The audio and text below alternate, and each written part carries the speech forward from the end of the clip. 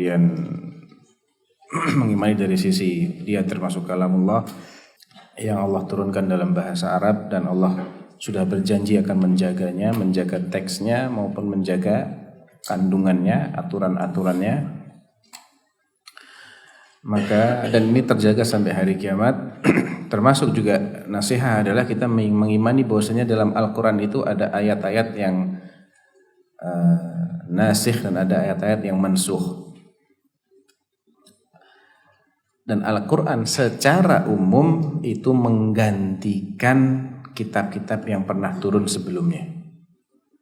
Sejak turunnya Al-Quran, maka masa berlaku kitab suci yang sebelumnya berakhir, digantikan oleh Al-Quran. Dan meyakini yang kita stressing adalah keyakinannya.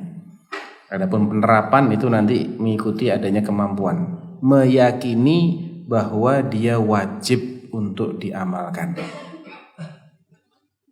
Jadi aturan-aturan Al-Quran itu harus diyakini, dia mengikat setiap orang. Tidak ada satu orang pun yang boleh lepas dari aturan Al-Quran. Keyakinannya harus ada. Adapun aplikasinya itu akan mengikuti istita'ah, mengikuti kemampuan. Yang mampu wajib, yang tidak mampu untuk menerapkan karena satu dan lain hal, maka dia dimaafkan. Tapi meyakini bahwasanya semua aturan Al-Quran itu adalah aturan yang mengikat setiap umat manusia, ini adalah suatu bagian yang tidak terpisahkan dari mengimani Al-Quran itu sendiri. Berikutnya adalah nasihat li Rasulullah sallallahu alaihi wasallam, yaitu dengan membenarkan bahwasanya beliau adalah utusan Allah. Membenarkan bahwa beliau menyampaikan wahyu dari Allah, bukan asal bicara. Bukan semata-mata mengikuti hawa nafsu beliau, tapi itu semua adalah wahyu dari Allah Subhanahu wa taala. Termasuk meyakini beliau adalah nabi yang paling afdal, Rasul paling mulia, sekaligus penutup para rasul. Kalau belum meyakini Rasulullah sebagai penutup para rasul, belum sah imannya. Percaya ada Rasulullah itu rasul, percaya. Tapi ada juga yang lain. Ini sama dengan orang yang belum beriman. Ya. Tidak sah dia menjadi seorang muslim kecuali dia harus meyakini Rasulullah itu penutup para nabi. Tidak ada nabi sama sekali setelah beliau. Dan konsekuensi dari keimanan ini adalah kita buktikan dengan ketaatan kita kepada ajaran Rasulullah, sunnah Rasulullah sallallahu alaihi wasallam. Sunnah maksudnya ajaran ya, bukan berarti sesuatu yang hukumnya sunnah, bukan. Sunnah di sini maksudnya ajaran Rasulullah sallallahu alaihi wasallam. Termasuk bentuk nasihat li Rasulillah adalah kita bela beliau. Baik ya, kalau kita hanya bisa membela beliau setelah beliau meninggal ya. Kalau sahabat membela beliau saat beliau masih hidup dan setelah beliau meninggal kita bela. Bagaimana cara membela Rasulullah setelah beliau meninggal? Bagaimana menurut antum?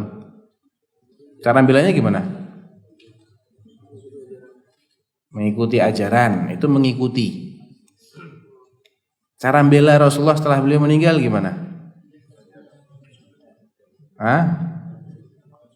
Mengamalkan sunnah-sunnah beliau. Nggak ada yang lain? Belajar. Apalagi? Membela itu apa sih? Membela, maksudnya bela gimana sih? Ketika diapakan kita dikatakan membela. Ya antum marah ketika beliau dihina. Antum protes. Itu termasuk membela. Tidak terima ketika ada sunnah, maksudnya ajaran Rasulullah yang dilecehkan. Itu bentuk pembelaan. Ya, berusaha menyebarkan sunnah, maksudnya ajaran Rasulullah SAW, dan menjadikan sunnah itu sebagai bagian kehidupan kita sehari-hari, itu bentuk pembelaan. Mempertahankan eksistensi sunnah itu loh maksudnya. Jadi kalau ada orang yang berusaha untuk menghilangkan, mencabut sunnah, dilawan. Itu namanya bela. Ya. Nusrah, menolong, memperjuangkan sunnahnya, maksudnya ajarannya Rasulullah Sallallahu Alaihi Wasallam. Termasuk dengan cara yang lebih dahulunya adalah harus belajar dulu gimana kita mau bela, tahu aja enggak. Ya. Ini termasuk ajaran Rasulullah atau bukan? Kalau dia belum tahu gimana dia mau membela?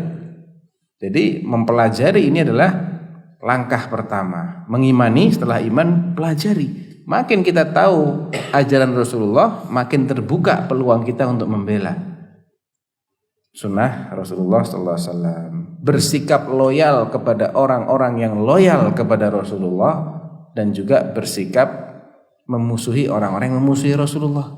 Ini bagian dari an-nasihah li Rasulillah Sallallahu Alaihi Wasallam.